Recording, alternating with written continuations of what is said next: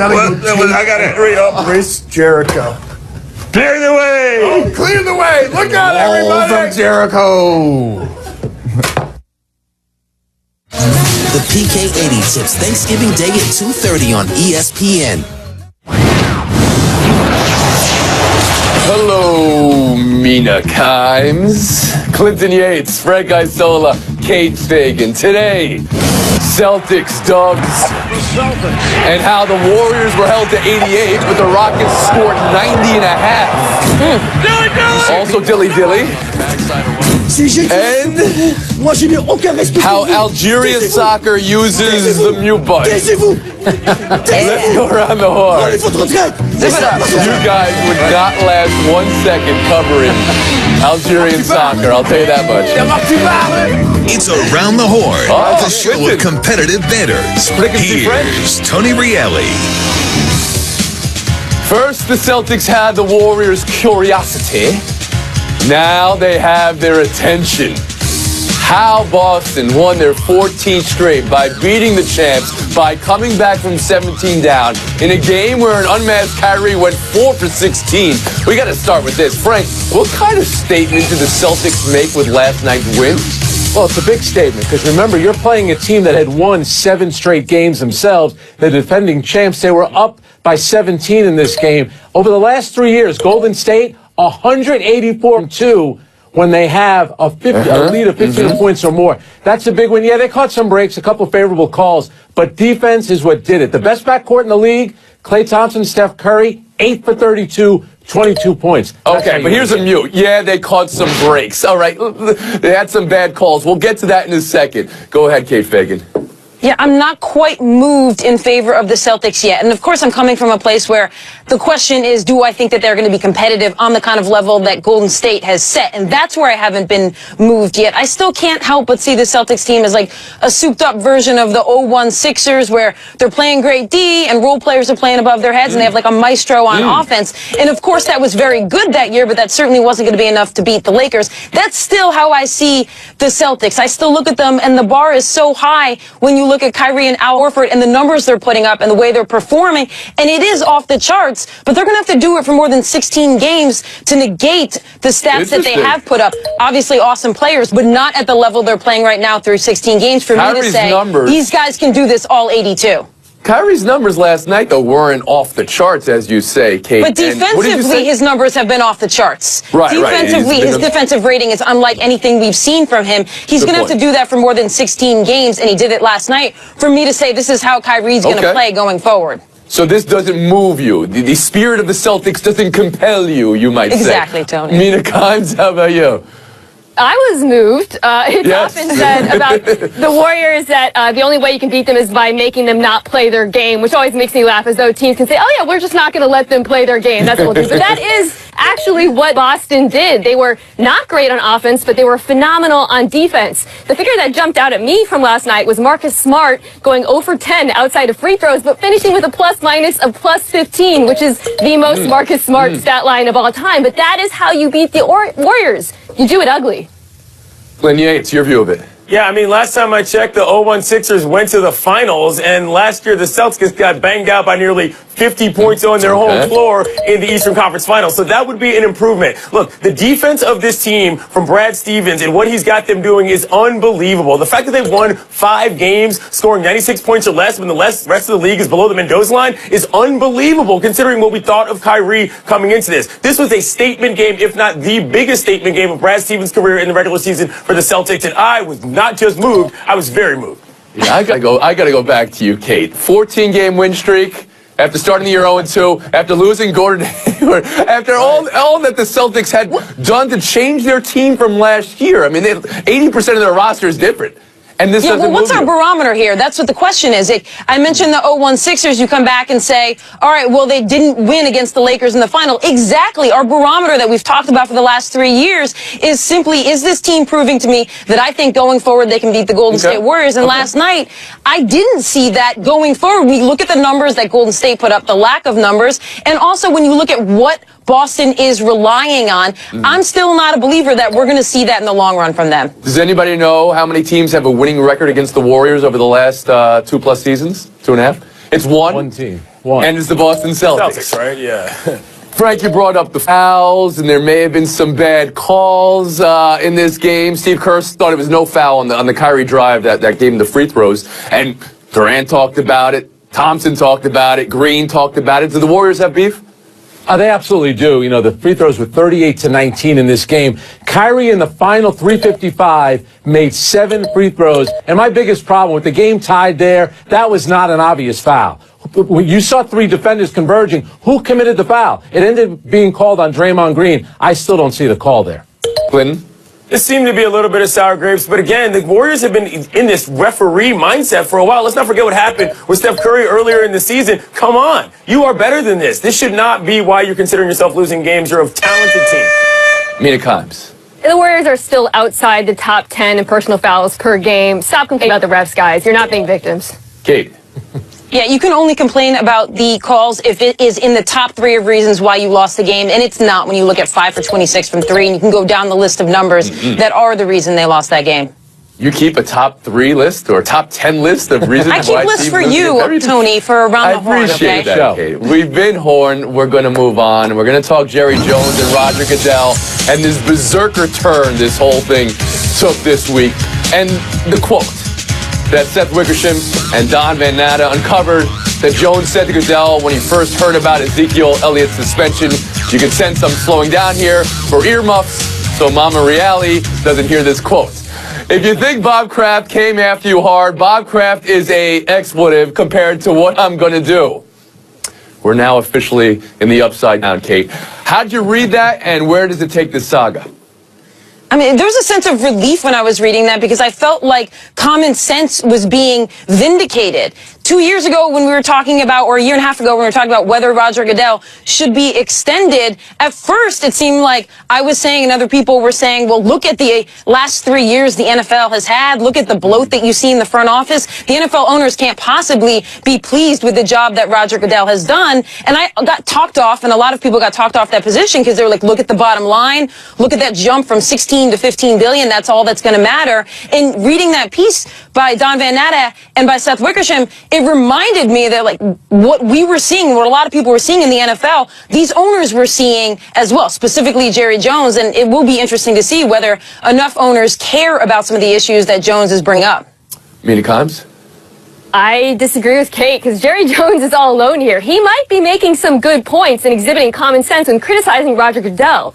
But because he's doing it on the heels of the Ezekiel suspension, he looks petty. Jerry Jones looks like a kid throwing a tantrum because dad took away his favorite toy, and Roger Goodell, against all odds, looks like the adult in the room.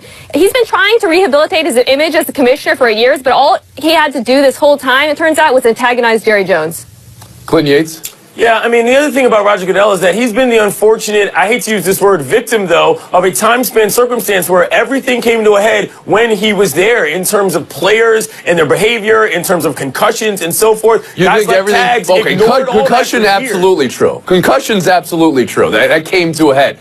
But player punishments and the way the league started punishing players with or without the law being behind them, you don't think he brought that upon himself? If I may, in the social media era and so on and so forth, the way that players are looked at in terms of the things they do every single place that they exist is a different matter than it was when Paul Tagliabue was underneath them. The league has grown. Goodell has been there for them when that happened, and he has taken a lot of hits. But again, if you're going to get rid of him, who you going to get? That's always my question when you're going to fire a guy. That's true. I was just also thinking of Spygate. I was thinking of Deflategate. And then, of course, the very serious issues, you know, Greg Hardy and Ray Rice. Frank, do you have a view of it? Maybe Adam Silver will take the job. If you're going to ask me, should there be a leadership change at the top of the NFL, we could have a debate about that. Should Roger Goodell be making $45 million a year, you know, lifetime use of a private jet? I'm not going there. But in this case, I agree with Mina. This is all about Jerry Jones losing Ezekiel Elliott. And you talk about Patriots. Yeah, they complained. They fought it, but they took their medicine. And guess what? They won without Tom Brady. So you know what? Right now, Jerry Jones, he's not going to have the backing of all the owners. He thinks he's bigger than the NFL. Take your medicine right here. Kate Fagan, something you want to add? Yeah, if you're going to give Goodell credit for saying that he is the victim of timing when it comes to all of the issues that came to a head with the NFL, then you also, on the flip side, have to ask yourself, was he the beneficiary of timing in terms of the financial growth of the NFL? Because he certainly seems to have been, if you look back, I mean, the NFL, numbers-wise, was growing since 2001 at $4.2 billion, going up even before he took over. So you can't just say he was the victim when it came to timing on one front and not look at how he benefited from the trajectory of the NFL. Clinton, you can address that. I don't feel bad for Roger Goodell one bit, but as far as I'm concerned, he's the first modern commissioner that the NFL has had. And it's last time I checked, every single person I know watches the NFL all the time. You can't really take that away from him. Mina Kimes. Yeah, guys, this isn't about any of those factors you mentioned, suspensions. It's about the CBA, which Roger Goodell presided over the last one, which was successful with the owners. They want him to preside over the next negotiations. That's why he's going to be the commissioner in 2020. You know, Kate, this is an OTL story, and you're our OTL correspondent. I saw you earlier today. They were doing a little bit of an odds maker on Goodell being commissioner to start next season. What's your number on that? Well, it was a general number, 60 to 80%. That's what I threw out there. Okay. Frank, do you want to answer that? I'm going to go about 90%. I still think he has the backing of the owners. Clint Yates? I'll go 85, but Jerry Jones is taking a huge hit in terms of his credibility, in my opinion. 100 for the season, we have proof that OKC's Big Three have in fact turned the corner as they face San Antonio tonight on ESPN. Houston Rockets had 90 points in the first half last night versus the Suns. Repeat, 90 points in the first half. Here's all of them. Just kidding. Mina, how impressive is 90 and a half? As Kate would say, it doesn't quite move me, but it is part of being a good team is crushing bad teams, and Harden and Paul seeing them on the floor together is great. Now, it is a little bit concerning that they appear to be better when only one of them is playing at a time. The point differential is better. But imagine playing this team, having Harden go out, and Chris Paul coming in. That's like Mankind tagging in for The Rock. It's such a dream team. It's going to be very hard for their opponents. Clinton Yates? The fact that they combined for 17 assists and none were to each other is amazing, because you want to say that they're not as good together, but when they start combining, they could be better. I realize the Suns are garbage, but this was an impressive game for the Rockets. Frank? And you thought they didn't play defense in the All-Star game. 90 points is very impressive. I get it. It's the way that Houston plays. They had 21 three-pointers in the game. Harden looked like an MVP. 48 points, by the way, 18 of 18 from the free throw line, just like last year. The way you started your answer makes me think you don't think this is good basketball, Frank. Well, I think Chris Paul picked the right team to come back and play against. He had missed 14 games. Phoenix is not a good team, and they don't defend. Frank thinks it's okay basketball. I'm trying to put words in your mouth here. 90 points is too much and a half. It's bad basketball. You're not willing to go there. It's good for Houston. It's bad for Phoenix. It's very good for you. Kate Fagan, are you willing to go there? I'm still not impressed. I guess I'm difficult to impress today. Because I'm not impressed by the Houston Rockets. I mean, I know you didn't show all 90 first half points, but you might as well have, because you showed that one back door where there was actually no Phoenix Sun in the region, and that's pretty much what the whole entire game looked like. And I can't get that impressed when Phoenix is absolutely terrible at defense. Wow. Impressive to me. They pressed a button on a Thursday night that they needed to press, and they look great. Thumbs up or thumbs down on Clinton trying to get points for covering Roethlisberger in college. What do we say here? Down. One of those. I'm gonna actually give you a thumb. I'm gonna go up here. I'm gonna give you a point up here because you cover him. Go ahead, Frank. Yeah, I'm going to go no huddle. I have Ben Roethlisberger, Le'Veon Bell, and Antonio Brown. That's a pretty good threesome, and I'll tell you something else. If I'm the Patriots, this is the biggest challenge to you getting back to a Super Bowl. Kate Fagan? Yeah, I'm going to lean on Mike Tomlin because he said afterward about Roethlisberger's play, like he had a good game. And it was that simple because this is kind of how we thought the Steelers offense would play all year. Ben being Ben and them having all the weapons that they have. And we actually saw them underperform. And now we're seeing how potent this offense actually can be. Was it just a good game, Mina, or did Pittsburgh do something different on offense with all these no huddles? I think they look different because Ben looked better. So far this season, as people have said, the defense carried them. Bell has carried them at times. Brown, who, by the way, I covered last year, wrote a cover story on him, Clinton, has carried them. But Ben has been average. That's not a good. What's going to happen to him now? Oh, no. Time's cursed. You know, he's been fantastic, actually. First in receiving yards in the league, probably because of my story. All right, but Ben is 20th in passer rating, not great. I did like him going no huddle because at this point in his career, his mind is his strength. Use that. Let him call plays at the line to his advantage, I think. You know, that no huddle looks great, too, because you're seeing it on the sky cam, and it looks different. Speaking of, Mina, before we went to air, you said that Marcus Mariota and the 4 picks he had, you watched it on Skycam and you took something away from it. What was it? Yeah, well, they look extra worse on Skycam. Was my big takeaway. 4 picks is never good. Mariota's not having a great season so far. Do you think it's a regression season for Mariota at this point? I mean, he had the injury earlier in the year, but I was going to say, the injury, I think. Also the Titans were going to be a contender this year. They're still contending for the division. We'll move on. Fire still 3, Vikings and Rams, 2 contenders in the NFC. This is a first-place showdown that none of you had. Frank, who do you like and why? Come on, Tony. Back in September, I told you this would be the key game of the weekend. Jared Goff, 16 touchdowns, 4 interceptions. It's going to be him against that Minnesota defense. Here's the thing to remember. Minnesota has not given up 100 yards on the ground this season. They got to run the ball against him. Okay, Fagan. I like the Rams, but I really like the Vikings. I like that they haven't given up a sack in the last 4 games, and I feel like Keenum as well, his completion percentage, especially when the other team is rushing him, is actually higher than any other quarterback right now. So I think given both of those factors, I like the Vikings to win this game. Mina Kimes? I like the Case Keenum revenge factor, but I got to go with the Rams here because my colleagues are right. Minnesota's defense has been good, but over the last few weeks, the Rams defense has been better, Minnesota, in stopping the run, in red zone, and in turnovers, which the Rams defense has been excellent at generating, and I think they'll be able to get Case Keenum to turn the ball over. See why. Goff leads the league in yards per attempt in the air, and the Vikes have a couple guys out in their defensive secondary. I got the Rams. Say that. Optima is the #1 tax resolution firm, having resolved over $500 million in tax debt for their clients. For tax help you can trust, call Optima now for your free consultation. Call 1-800-394-2688. That's 1-800-394-2688.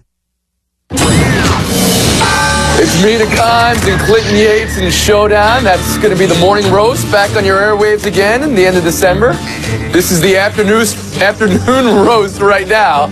That might mean something else to some people, though. We'll move on. Showdown 1. Eagles, Cowboys, Wentz, Prescott.